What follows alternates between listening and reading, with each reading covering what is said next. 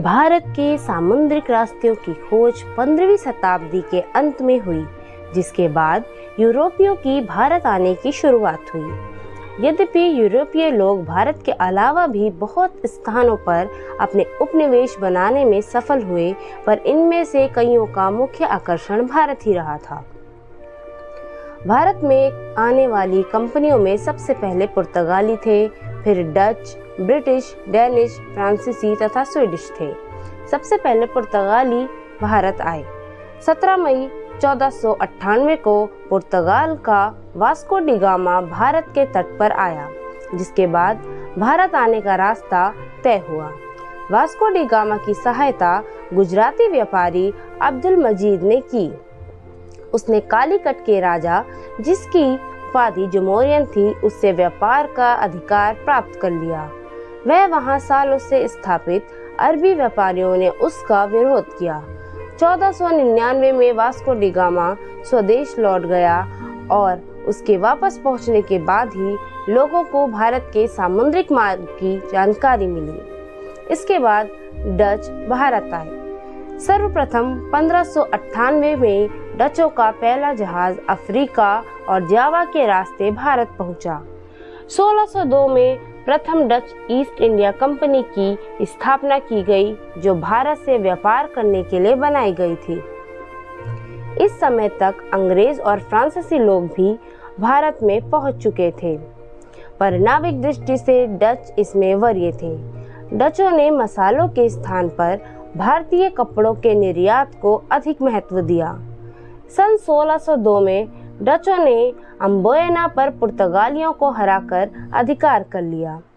इसके बाद 1599 में अंग्रेज आए। इंग्लैंड के नाविकों को भारत का पता कोई 1578 ईस्वी तक नहीं लग पाया था। 1578 में सर फ्रांसीसी ड्रेक नामक एक अंग्रेज नाविक ने लिस्बन जाने वाले एक जहाज को लूट लिया। इस जहाज से उसे भारत जाने वाले रास्ते का मानचित्र मिला। 31 दिसंबर सन 1600 को कुछ व्यापारियों ने इंग्लैंड की महारानी एलिजाबेथ को ईस्ट इंडिया कंपनी की स्थापना का अधिकार पत्र दिया।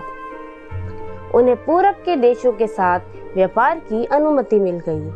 1601 से 1603 के दौरान कंपनी ने सुमात्रा में वेंटिम नामक स्थान पर अपनी एक कोठी खोली। विलियम हॉकिंस नाम का एक अंग्रेज नाविक हेक्टर नामक जहाज द्वारा सूरत पहुंचा। इसके बाद डेनिश कंपनी भारत आई। अंग्रेजों के बाद डैन 1616 में भारत आए तथा डैन लोगों ने अपनी पहली फैक्ट्री की स्थापना 1620 ईस्वी में त्रावणकोर में हुई। डैन लोगों ने दूसरी फैक्ट्री 1676 में सेरामपुर में, जो कि बंगाल में है, स्थापित की। 1745 ईस्वी में डैन लोगों ने अपनी सभी फैक्ट्री अंग्रेजों को बेच दी एवं भारत छोड़कर चले गए। इसके बाद फ्रांसीसी भारत आए।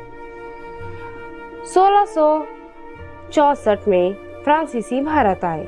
अन्य यूरोपीय कंपनियों की तुलना में फ्रांसीसी भारत में देर से आए। लुई 14वें फ्रांस के मंत्री कॉलबर्ट द्वारा 1664 ईस्वी में फ्रेंच ईस्ट इंडिया कंपनी की स्थापना हुई, जिसे कंपनी देस इंद से ओरिएंटलेस कहा गया।